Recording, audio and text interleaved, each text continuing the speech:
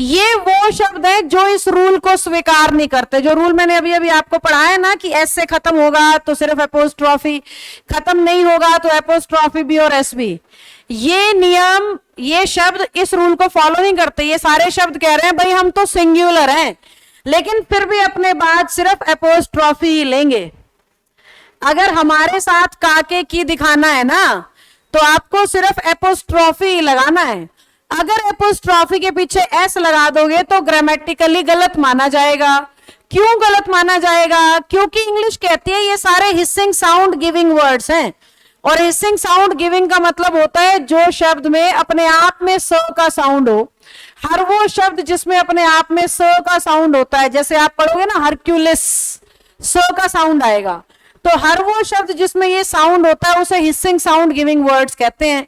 तो इंग्लिश कह रही है इनमें तो पहले से ही स छुपा हुआ है, दोबारा से स लगाने की कोई जरूरत नहीं है। तो आप सिर्फ एपोस्ट्रॉफी लगाएं जब भी इनके साथ काके की दिखाना है।